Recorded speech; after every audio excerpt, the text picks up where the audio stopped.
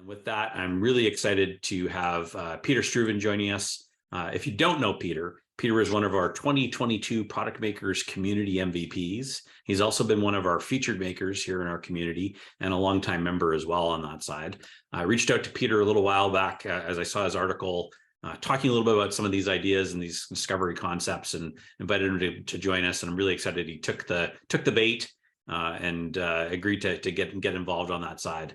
By day, you'll find Pieter working as a freelance product manager. He's got diverse experiences across SaaS, management consulting. He's worked with technology teams and startups, scale-ups, and corporates over the past 8 years.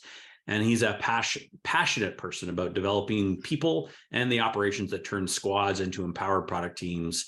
And you'll find him occasionally when he pulls that out, writing about the practicalities of that work, such as what he's going to share with us today. Thank you, Scott. And thank you all for showing up for my talk today. It really means a lot, especially because like the story today also has like a personal note. Yeah, like indeed, like Scott said, like I published something, I think somewhere last quarter of the previous year about like how I went through my struggles of becoming more adept at customer interviewing and getting like a schedule of weekly regular customer interviews. And Scott was one of the first people to actually respond to it and say like, hey, can you turn this into a talk and come talk to our community? And since I already got like so much from the community itself, it was very easy to say yes to that. Like I got multiple people that I met through the product maker community who provide like some kind of like mentorship, like a lot of answers to questions that I have, or things that I can follow up on how to like do certain things better in my career. So after getting like so much already like from the community, it was a no-brainer, and I'm very happy to be able to do something in return.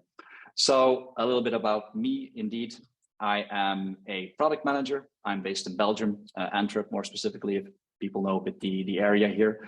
My background is mainly in SaaS companies, and I do indeed have an interest in operations and collaboration within the product management space. What does that specifically mean? Is that I like to learn a lot about systems that enable large group of diverse people, which often have conflicting interests, to collaborate on a joint goal. Still quite vague. That can go from like OKRs over like setting up kind of like Scrum Kanban, but it's not just that. It's not just like setting up tooling. It can go quite deep. And then as Scott said, I'm quite interested in the people side as well. Concrete example, like at one place, I gave a workshop on nonviolent communication, because that's also kind of a tool that you can use if you have a high pressure environment where you have a lot of people vying for something, and then conflicts can arise. It's an interesting way to amicably settle those things and like move on together. So it can go quite deep. I have a very broad interest in that subject. Another thing that you might want to know about me is that I am what is called a extroverted introvert. Now, what the heck is that? You might have heard about the classical introvert and extrovert classification of people. Now, like many things in life, nothing is truly black and white. There's a whole spectrum between that, and you can be an introvert, but in certain cases or in certain scenarios, you show signs of extroversion and vice versa. And then this is kind of like where I fit on this spectrum. So I'm an introvert, but in some cases I behave more as if I was like this full-on extrovert.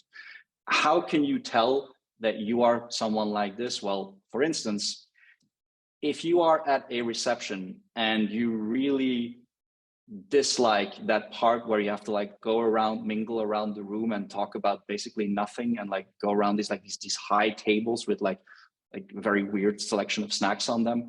If you dislike that, but on the other hand, you have absolutely no problem sharing your opinions on something in a group and you can be quite confident about that, that can be a sign that you might be like an extroverted introvert. Or you get a bit nervous when you have a one-on-one conversation with someone, but doing a presentation for an audience of 5, 50, 500 people, that doesn't bother you that much. That's also a qualification that you might be an extroverted introvert. maybe even the stronger qualifier is that when you walk up to family and friends and you tell them that you say like, hey, I'm actually an introvert, that their response is to kind of like laugh and point like, yeah, right. You're always like outgoing and cracking jokes and super confident. So like, you're never an introvert. That's probably also a very strong qualifier that you're a bit like that.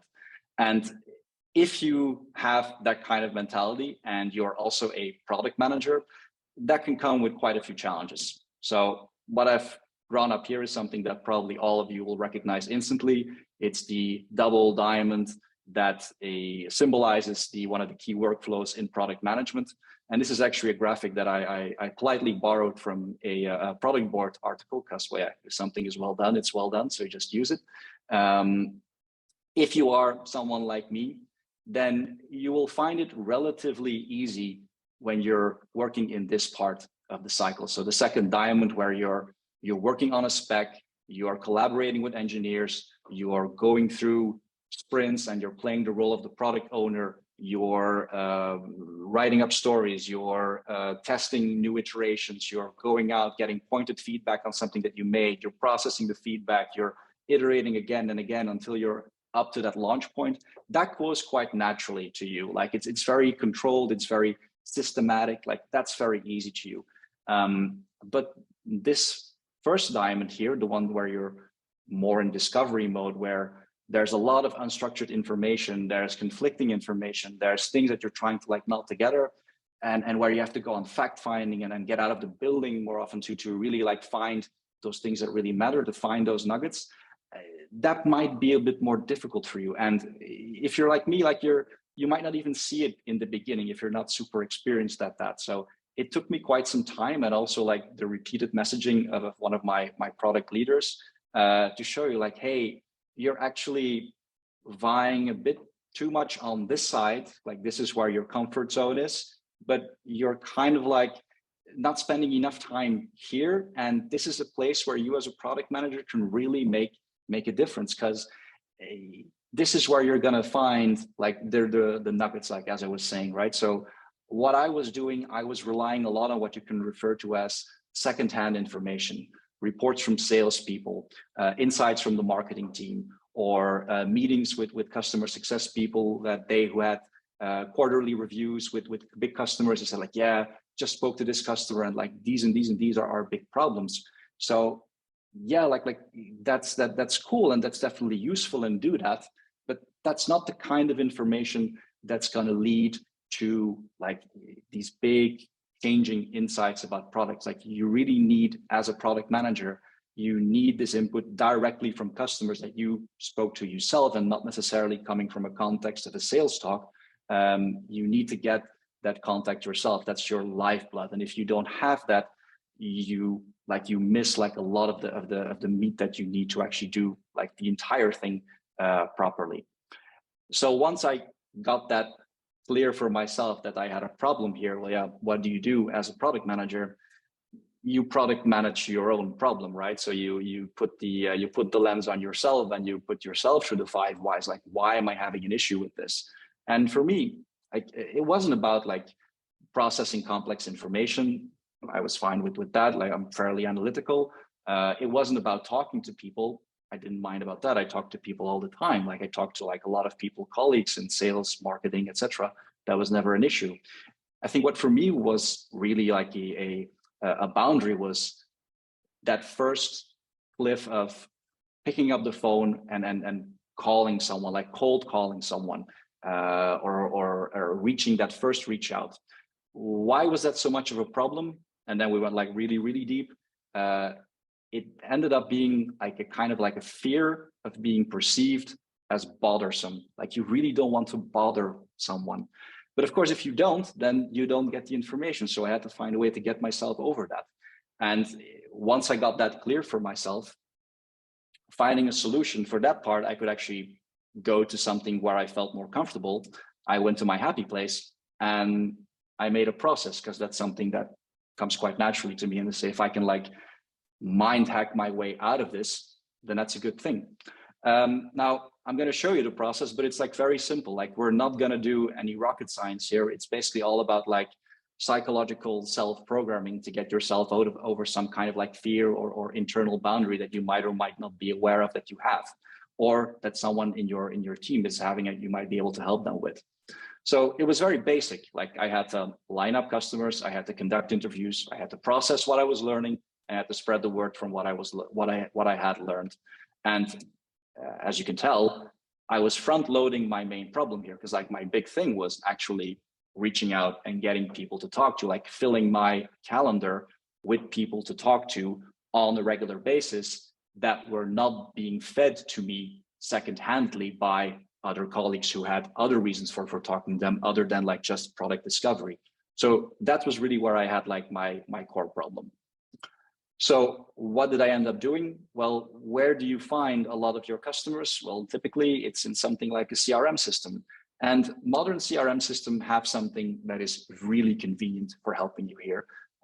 They have these low code, no code workflow automation tool builders, like kind of like built-in Zapiers, that allow you to set up a few tasks. And sales teams use this day in, day out to like automate their tasks, set up like tasks to follow up with people or to reach out again, or to move things around from one team member to another, and to like follow their work up in like a kind of like a Kanban style pipeline flow. You can use that as well as a product manager, I have learned. So I went in there and I set up an automation for myself that looked at if a customer was reaching a certain milestone, like for example, the contract was X months old, or they had logged in more than 15 times, then that customer would go on a list that I could like see and regularly like process.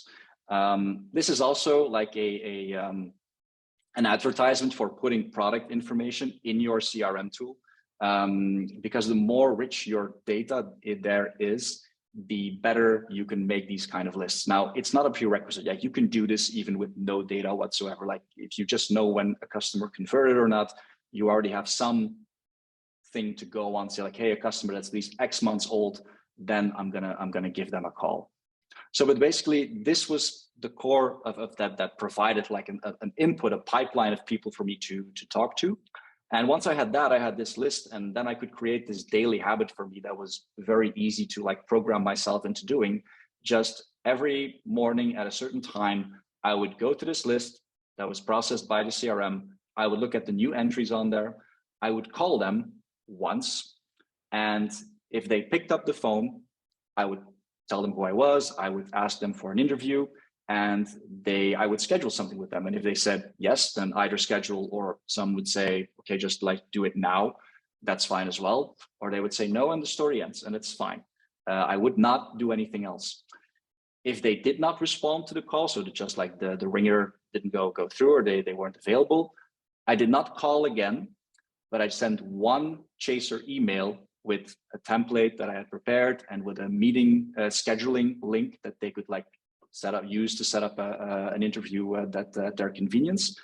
And that's the only email that I would send. So I would not do any like additional calling. I would not send additional reminder emails. So it was just the one email.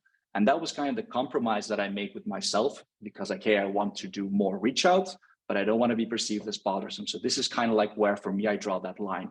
Now, if you've ever worked in like a commercial capacity, you can tell, well, yeah, if you do it like this, you're going to have a lot of like churn, because like you're going to lose a lot of these leads, because if you don't follow up, you lose them. And yeah, that is true, but that wasn't that big of a problem for me, because like I wasn't doing anything like commercial. I wasn't like trying to hit a quota. I was trying to get regular weekly customer interviews. And the advantage of this is that the law of large numbers starts playing at some point. If you even just call 4 to 5 new entries every day, you will have in no time a regular supply of weekly customer calls. You really don't need that many. So it's okay if you have a lot of like churn, given that you have like a relatively good list of customers that you can work through, and you consistently like ask them for interviews. So that wasn't really kind of a problem. And that actually solved already like my main problem, because that basically solved for me the thing of like actually picking up the phone and going through it by making it into a very lightweight and scalable process that didn't feel as if I was bothering people. But I didn't stop there and said, okay, like how can I make the rest of this process as easy on me as well, and turn it into some kind of like a virtuous loop that would like motivate me to do it more and more. So then I looked at like the way that I was conducting interviews as well. And there I went back to my formative years. Like when I was still in school, I was part of like a youth theater company. And when in theater, you're very nervous before you go on stage. But again, it's okay, because as we told, if you're an introvert, it can be totally fine to speak in front of a large group. But the thing that kind of plays there is you've memorized your entire script, you know exactly what you're going to say, but still you're very nervous when you go on stage for the first time, but your nerves go away almost entirely after you said your first 2 lines, because then you're like getting in this flow and things start rolling and you're fine. And the same kind of applies as well to like to interviews, for me at least. So I went on to really rehearse the opening and my closing of interviews. And the rest, the whole middle part, I would just like contain it a bit. I would know the kind of things that I wanted to explore and what not, and what the boundaries were, but I would just like let it flow, and I didn't care about it too much. You can go all Nathan Fielder and do like workflows for every, or workflow charts for every different kind of scenario, but like you really don't have to do that. You can keep it very simple. You can just like work on an intro, work on a few lines, memorize that. I would start with a few like very simple, closed, context questions, like kind of questions that just help you build a better persona of who you're talking to. Like, what's your role at the company? How many people are in your team? These kind of things are also golden information for your sales and marketing team, because they help you understand who your customers are. So if you take notes, make sure to take them in a place where other people can access them and where it's easy for you to share them. But I'm going to talk more about that a little later on. After these simple questions, I would go into a part where you have general questions, or you just like your role is to open them up and to get them talking. So very classical things here, like how do you tackle problem Y today, or what's the least engaging part of your job? Like very typical product management questions that gets people talking. And then I would go into like some concrete, detailed questions about things that I was happened to investigate at that time, but I could go in like either way there. And then you come to the outro. That's something that you can reverse as well. You say your thanks. You ask for permission to follow up. If you do that, then you already have automatically your next session. So you already have a next interview scheduled. So you don't have to rely that much on your pipeline. And also interesting is to like help those people connect you to relevant colleagues. So that also helps to speed up the flywheel of getting more and more and more of these spontaneous customer interviews. 2 remarks on when you do this kind of interviewing and what really helps you: don't overdo it. Like, you are not running an interrogation here. So I once got a recording sent to me of an interview done by a young product manager, and they asked me to review it and give them like some feedback. And I went through the recording, and it was quite long, and the person had prepared very well. Like, as I told the person before, like, prepare your list and then make sure you have an interview guide. And they did that, and they went through every single question that they had lined up before. And that made the interviewee feel as if they were being taken through some kind of like survey. And I understand, because you have this completionist urge to like go through all of your questions, but it made the interview a bit less natural, and it made it a bit more artificial, because it felt like, okay, you ask a question and then you stop the interviewee in their tracks, because you have like 5 more questions to ask them and the time is already ticking. So that came across as a bit strange. So like, the tip there was cut it short. Like, good interview doesn't have to be longer than 20-30 minutes. And it's okay that an interviewee doesn't answer all of your questions. It's perfectly fine to just like ask a few and then ask other questions for the next interview. Like, you can start with different questions every time you interview someone. You don't need to get a full picture of everything that you want to know from one customer. It could even be advisable to not have that, because you might be biased by one customer who happens to be very good in communicating or can tell a very compelling story. And you say like, oh yeah, like this is the thing I have to solve. And then you end up creating something for one particular situation, but it doesn't scale because that person was able to connect with you very well. So don't overdo it. Another tip would be like when you, very practical, when you get set up, I'd always try to make sure that when I did interviews, I was sitting in front of a big screen so that I can use big screen real estate and have my meeting tool up in one corner, interview guide where I have all my questions listed in one other corner, and then the main part would be like for the place where I capture my interview notes, and that can be something like product board, that can be something like Notion, anything basically that is comfortable for you to then write things down, and that is easy for other people to access as well.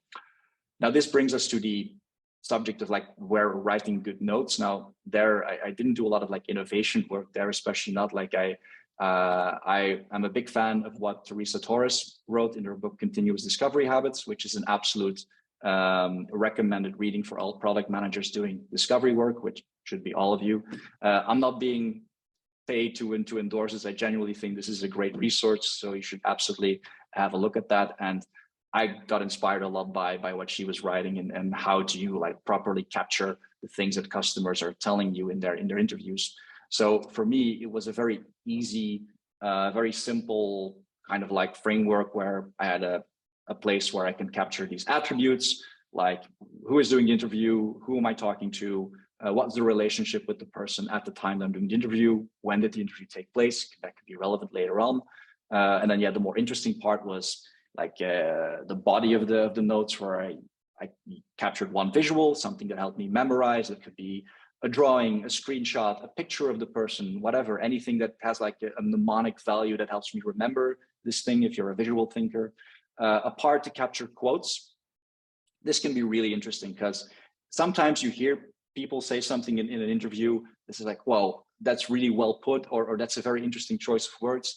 I tend to write that down verbatim because those things can be gold for product marketing later on, or to help build customer testimonials or stories. Because like sometimes there's a lot of information in the way that people talk about something. Like they can be like specifically brutal about one problem that they're having, or very like lyrical about a certain solution that they really love from you or from anywhere else, that you can like say like, oh yeah, that's really something that they like. That can be really useful, like the emotion that people show in these kind of quotes. I also used to like capture quick facts. Like these are things like, did the company go to a big change recently? Like, did they acquire something? Did they had to let people go? Did they open up a new office somewhere? These are all kind of like context things that are quite useful to understand their situation. And again, super useful for people in sales to understand context of the customers when they go into a sales call. The next part was, I had a part with insights, which is basically like general knowledge that they give you. That's not really about a specific problem, but it's just like good to know. Like for example, some information about how they do business in their industry, which is good knowledge for you to know. The most important part is where you describe the opportunities, and yeah, this is basically where you describe the pains, the unmet needs, the desires that they're having that help you understand problems in your customer domain. Then the final part was kind of more technical, like a link to source data. Like if you're allowed to record the interview and you get a transcript or you get a file to a recording, link to it. Whatever input that your customer gives you, like did they send you some kind of document to support what they were saying? Like link it all in so that you can use it here. That was basically what I did for writing down my notes for interviews. And then comes the important fact, but unfortunately often forgotten task of processing notes. First thing, and that's probably also one of the reasons why people often forget about, is that they don't plan for it. So a big part of my routine and my flow for getting this to work for me is when I planned an interview, I would only plan it at times where I had this like buffer time after the interview. So I would book interviews for 30 minutes and I would only book them at slots where I had the next 30 minutes available as well. And I would put a blocker in my agenda to actually process the notes from the interview that I just did. And technology can really help us here. Like if you use a tool like Calendly or like other competing scheduling tools, you can actually tell them to only show options where you have like this buffer time before or after a certain slot, so that you can only have interviews booked at these times where this is possible. Then just make sure that you, like, as quickly as possible, you book it in your calendar so your colleagues don't steal away your time there. But this is something that really worked for me to like chain those habits together and say, okay, I have an interview, and then immediately after I go into processing. What is processing? Yeah, again, like very simple. You go through your notes, because typically when you do an interview and you're making notes, everything happens very quickly. You have to write things down, and sometimes you write things verbatim. You don't really have time to think about what you're writing that much. So go over everything calmly. You can use a recording if that was permitted, and just like complete things, rephrase things, combine things. Like, did people say things multiple times? Well, that means it must be really important, but you don't have to write it down twice. Was this kind of an opportunity, or was this really an insight? Or this quote that they're saying, is there like a hidden opportunity there? Like, shovel things around. So I didn't worry too much about where I was writing down things or what I was writing down during the interview itself, because I knew that I had this chill time right after where I could just like go through, everything was still fresh in my head, and then I could like make a structured note out of it. Distill the insight. So reflect a bit on what you just wrote down or what you just heard, and really like summarize it and think like, yeah, what is really the problem here? And then maybe like the most important part of it, you link it to opportunities and projects and other people in your team. So you can do 50 interviews and write 50 interview notes, and you have this repository of 50 documents with this like interesting summaries, but that's great, you need that, but in itself, that's not super valuable. You can't just like give that to your product leader or someone else and say like, yeah, hey, here, this is the knowledge, this is what we need. Like, you need to connect the dots with each other, and that's something you can do with each and every interview that you have. You can use all new information or existing information that you add to it to link it to things that you heard before. What this customer was saying is perfectly in sync with what these other two customers were saying, so this must be important. Or this is related to this idea that we had over here, or this is actually contradicting something, or this is something like that totally can change our way of how we were approaching this opportunity there. So it's really cool if you're able to, like, every time you have an interview, you get additional insights and you add that to this kind of like overarching summary, kind of like a list of features or ideas, kind of like your roadmap or your backlog that gets refined every time you have an interview. Like, people usually already know that roadmaps are a living thing. Every single interview should and can alter a bit what your roadmap is looking like. And if you're using a tool like Product Board, that makes it very easy, because you can just like link every bit of like thing in your note to a feature or an idea or an opportunity that you have in your backlog. So that makes it easy to do so. Then what was kind of like the kicker for me to make this a sustainable process was the last part, and that's like where you spread the word on what you just learned. Like, you've done all this work, you've set it up, you've conducted the interview, you've reflected on it, you've made it into a nice note, you've connected to other things going on in the company, and then basically it's time to like to spread what you learned, because you have knowledge that other people can use as well.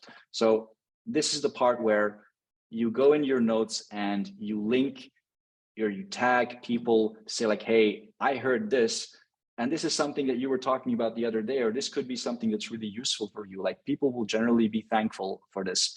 Or you can go to Slack and post a small summary or post the quotes. Like, let's say that this customer posted like a juicy quote about how they're very happy about a part of your service, or they said something that they weren't happy with and what you could improve. Like, these kind of things, you can like publish this in your general Slack channel, because this is something that people want to know. And this particular fact showed me that I shouldn't be as afraid to bother people as I was before, because posting this kind of information, it's definitely not considered spammy. Generally, people are very positive to this, even though if the feedback is like less than stellar, like if people are not like happy about something, the fact that you share it, the fact that you know it, the fact that you can put it into context and that you talk to this customer really provides a lot of credibility. Like, people will see that you're rooted in reality of your customers, that you have knowledge of what's going on, and that you're sharing this so people can immediately doing something with this. So this really helps you to establish yourself as well as a product manager, and it helps get the buy-in that you need because you know what's going on. And for me, that was really a part that helped me build a feedback loop, because I was getting a lot of positive reinforcement on sharing this information and sharing what I've learned during these interviews. It made it much easier for me to continue doing the process and actually keeping it up, and every day keeping that habit up, and then going through that list and making those calls. And that just made it easier and easier and easier until it just wasn't a problem anymore. And that made me automatically reshift my balance from being pretty much tilted towards this side to being much more balanced and being much more comfortable and expanding that comfort zone. And whereas in the beginning of the story, I was getting a lot of information secondhand, like from sales, customer success, sales, that information can tend to be very biased. Like, you're going to get information that is biased on a very short-term problem, or coming from like a customer that is particularly loud, like the loudest voice in the room. And that's never going to help you find the key problems. And it's almost impossible in that way to find problems that customers aren't really aware of yet. Like, your big aha moments as a product manager is when you find those needs and those desires that customers are experiencing, but they're not yet at the surface. So they're not yet talking about it. So they're not going to complain about it to your CSM. They're not going to talk about it to your sales rep, but they're there. And if you're only capturing information secondhandly through those channels, then you're just never gonna hear about these things. You need to go out, you need to get out of the building and go find these things for yourself. And this was a way for me to make it easier to go out there, get out the building, have those conversations, pick out the phone, and actually get that information and find those nuggets. I hope that for you, this is something that could inspire you to a couple of these tricks or mind hacks that can help make it easier for you as well. Or maybe you're totally not in the same situation as me, and this is already completely fine for you, or just like completely the opposite, and you're cool on the left side, but a bit more difficulty on the right side. But you might have someone in your team that might show the same struggles. And if that's the case, then show them this, or inspire them by saying like, hey, there are easy things that you can do to help you forward.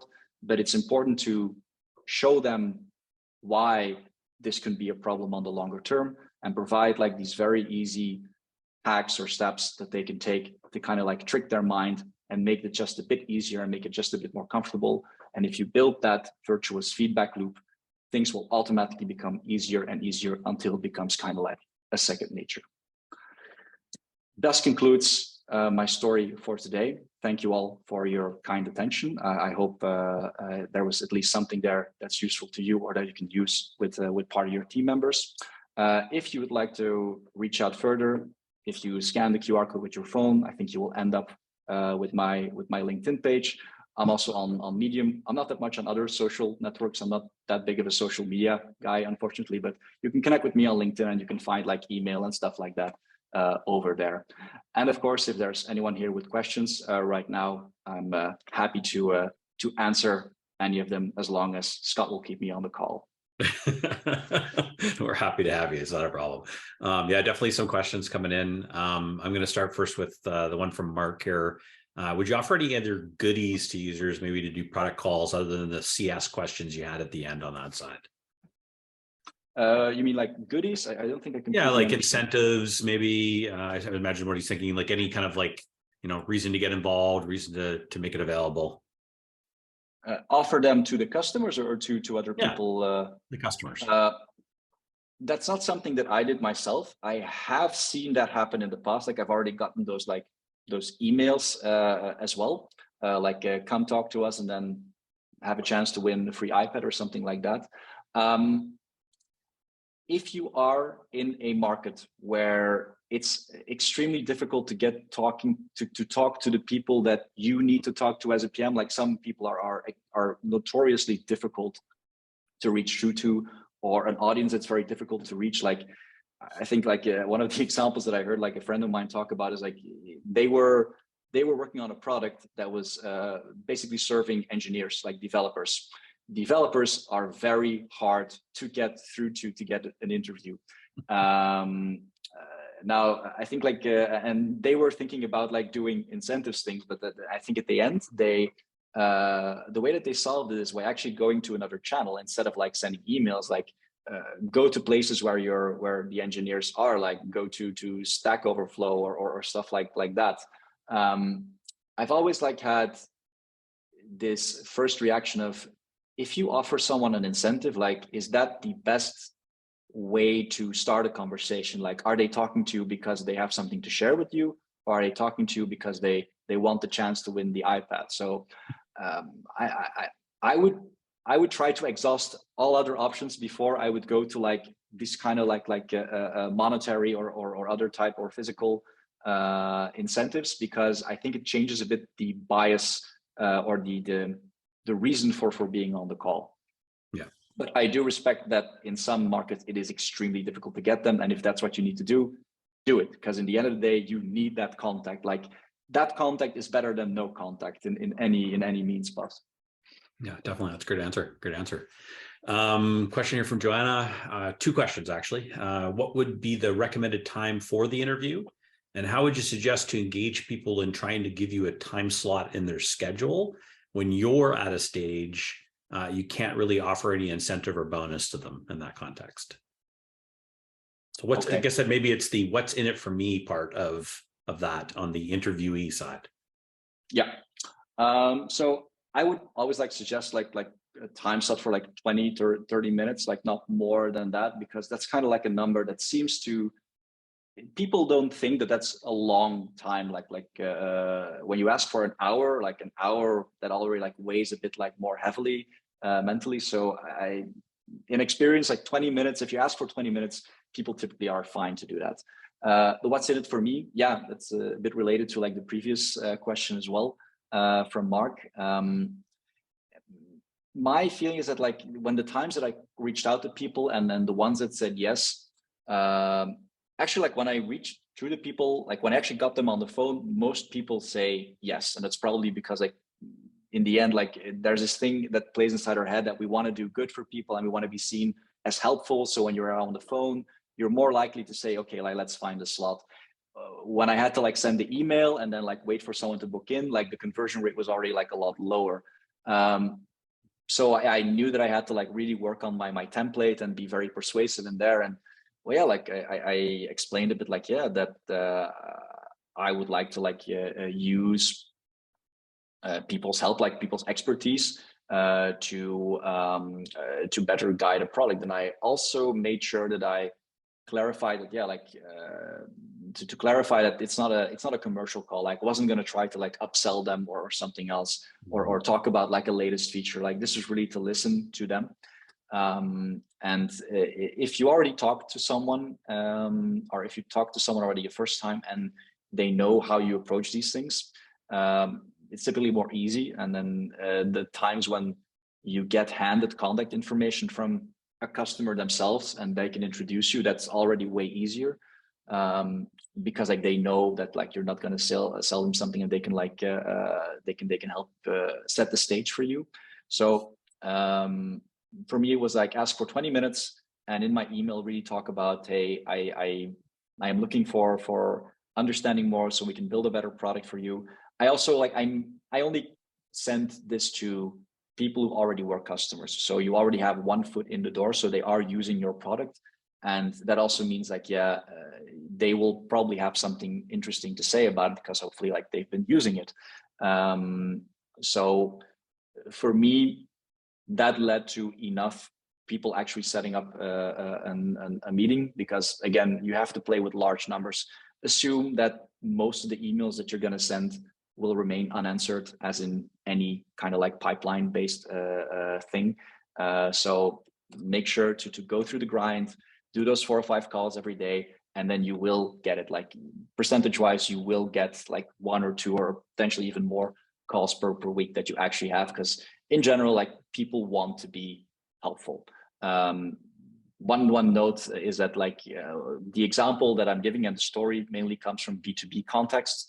In a B2C context, I can imagine that this is like completely different. Like there, I would probably be a bit more looking at like data, and if I really want to talk to people, you're probably going to more quickly have to go to like incentive structures, because that's a completely different story.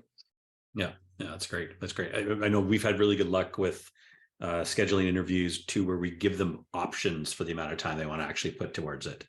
If they want to spend 15 minutes with us, go ahead, spend 15. We can probably get something out of that.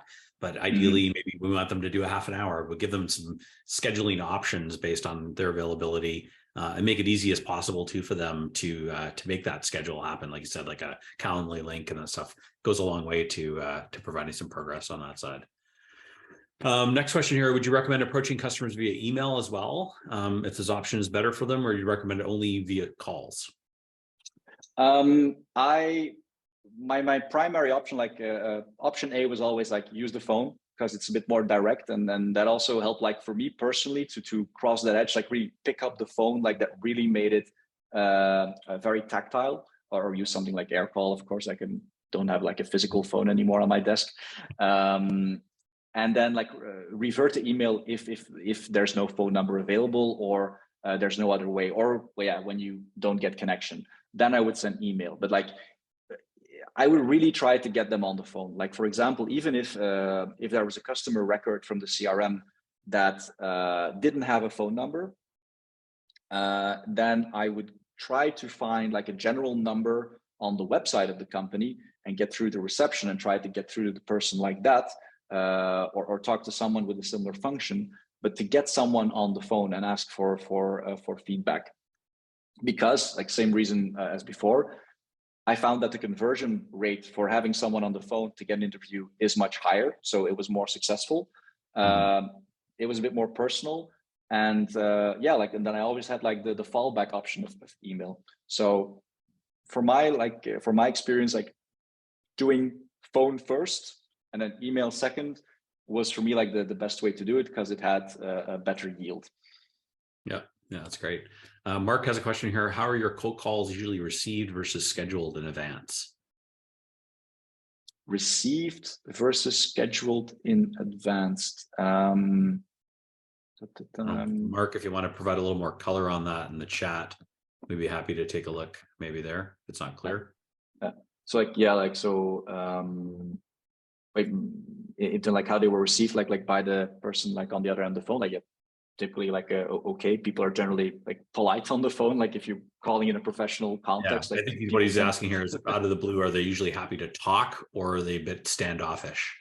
It goes from person to person. Like obviously, like everybody has like a busy calendar, and like if you're just catching them just before they go into a meeting, obviously they're not gonna like roll out the red carpet for you and say like, can you call me back in an hour and then we can schedule something? And then you do that, and then there's a likelihood that they just won't pick up the phone then, and then that's fine, you respect it and you go on to the next. But so I never had anyone like really be like upset with me because I called them like, how dare you phone this number? Like I only called them with a number that was in our CRM and where we had like permission to call them. So it's not like fortunately, like I've never been at a company where like there were like these like purchased listed contact information that we like scraped or really shouldn't have. Like the information was always legit. So there was always a proper reason, or we could always explain like, hey, we have your information because you're a customer, we dealt with you. So it's not out of the blue. It's not abnormal that someone from our company could contact you. And then if it wasn't convenient, then you politely say, I apologize for disturbance, and you move on. And sometimes say like, just send me an email and we'll schedule something there. Then you go into like that flow. So I never had any problem with it, but occasionally you hit someone who and at a bad time, and then like you deal with it. But it's still like a professional context, right? Like you're not selling a vacuum cleaner or something like that. Yeah, definitely. I'm going to combine a couple questions here from Jennifer and Gary next. And I think it's related a lot to that moment that we all run into of like taking notes and conducting an interview, and the challenge of doing both modes essentially as part of it. And Jennifer asking here a little bit about like, we recommend maybe having another team member on the call taking notes. And Gary here asking a little bit about like, maybe what's the best workflow or Rust kind of process to capture those notes if in fact you've decided to be the note taker. So yeah, any thoughts on that side and approaches that you've found valuable? Yes. My approach is typically like I first I was like against recordings because like I was really like, yeah, privacy and being European and all that jazz. But I warmed up a bit to the idea because like it's really useful, and like it's all about like asking consent, right? So typically I start with like, is it okay if I make a recording like you did in the beginning of this? Like you made it very clear this will be recorded. So I do that. Most people don't mind. Like I never had someone tell me that I couldn't record an interview. So then that means that I had something to go through, rewind, and then allow me to complete my notes. Getting someone with me. I have had occasions where I had people with me, but then was more junior people to coach them or to show them. Then I would always like introduce them as such. I never had like an actual note taker because I don't know, like maybe I would feel a bit like strange because I think like if you have someone on the call who's like silent and then just like scribing notes, like I don't think I would want that. Just someone like making notes for me. Like I'm not that important to have someone else take notes for me. Like I'll just like do it myself afterwards. Having someone there who then doesn't really contribute to the call doesn't really seem fair to that person. And also you have the dynamic of 2 versus 1, and whereas like 1-on-1 is a bit more balanced, even though it's a bit more nerve-wracking for me, it's more balanced. So I think it opens up people better. One thing that I saw happening like for a while now, it's a bit less, but like it happened a lot when these kind of tools became popular, that you can plug into your meeting tool like Zoom or Teams or whatever, and then suddenly there's this extra participant like with a mysterious name called typically note taker. These are these bots that record everything and they transcribe everything, and it's basically like a tool that helps you like capture notes automatically for a meeting. Often people would just like let that run and don't say to someone else like, hey, this call is being recorded, because you don't see like the Zoom notification like, hey, this call is being recorded, because it's actually another tool that Zoom doesn't have control over that's recording the meeting. And I find that to be a bit vile. Like, be open about this, and like people get onto this like very quickly. So don't do that. Like whatever you do, don't do that. It's just ask for a recording, ask if you can record, ask for consent, and then use that. Don't do it behind people's backs. Not in Europe and not anywhere else. No, that's good. That's really good. Yeah, I know like we've got a lot of integrations with tools like Grain, with Gong, and things like that to record those kinds of tools too, to make the note-taking task a little faster or easier later to go through. And they're nice because you can also link some of the insights into product board and do stuff with that on that end. So if anybody's looking for ways to speed it up, that could be a great method as well. Or maybe you're short on team members to help out. We've got about another 5 minutes maybe set aside for question time. I'm going to dive in here with Gawang's question. I hope I've said the name correctly. When conducting your interviews, are you actively sorting out the interviewee's responses into the related section in your notes? I've seen some difficulties with note taking while trying to actively listen. How do you work around that? By automatically scheduling that 30-minute processing time. So during the interview, I'm really not that bothered about where I write something down. I'm more bothered about making sure that I write it down, even if I'm also recording. Like writing down for me is also like part of the processing, and writing down things that you feel that are important. And then later on, you can re-listen to the recording and see if you missed things. And I just make sure that I write them down. I'll make a very quick pass, like, okay, is this a quote? Is this an insight? Whatever. Doesn't matter that much. Like usually when you're writing down things during the interview, my tendency is to write down things almost like verbatim. So kind of everything is a quote. And then when the interview concludes, I will take that half hour to do processing. I will go over everything, and then I will like rephrase things. Like I will go over my notes and say like, okay, the person said it like that. is it important to remember that they said it like that? Did they use specific words that have meaning? Then I will keep it as a quote. If not, I will condense, I will combine, and I will put it in the right thing. Like then I will move things from insight to opportunity or the other way around. But during the interview itself, I'm really not bothered by it because I can feel relaxed, because I know that I'm going to have time to process it afterwards. And that's really also the reason why I thought it was important to make sure to have this scheduled like already together with your interview, because then it really relaxes the interview, because you know you can focus on what your interviewee is saying and not, oh, where do I write this down, and does it have any spelling mistakes? Like you don't want to be thinking about that in that time. Yeah, that's great. Maybe the next question here from Joanne is, how do you ask the tough questions? Like maybe a question might be more personal to the user, but a topic maybe they're not very comfortable with. Like, how do you interject that kind of conversation as part of the dialogue or the overall interview? That's a good question, actually. Like,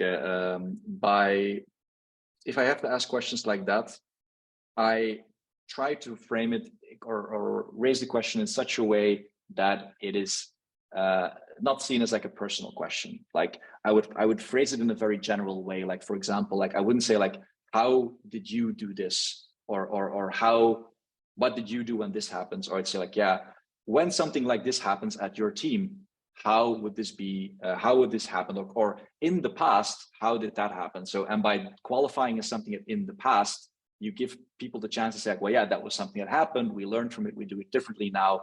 Or to keep it like on a general level. Like, obviously, I'm not interested in who did what exactly when or where. Well, yeah, sometimes I am, but like not when I'm looking like for our fact-finding mission.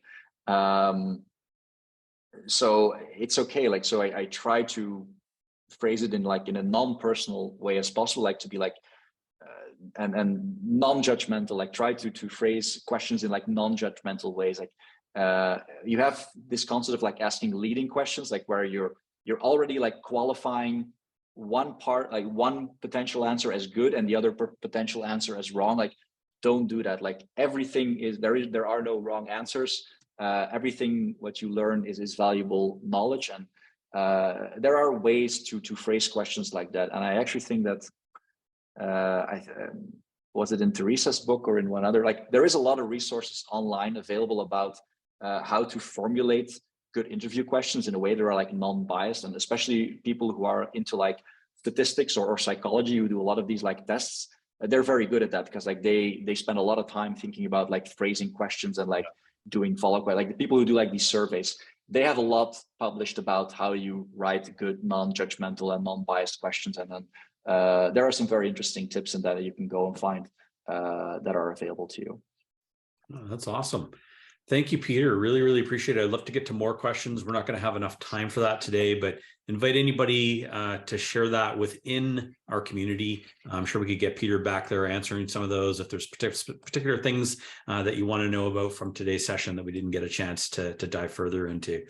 With that, I'm just going to share screen quickly and wrap stuff up for the day. I did just share a link out to our post-event survey. We would love to hear your feedback on today's session. I know Pieter as well would. We do share that with all of our speakers.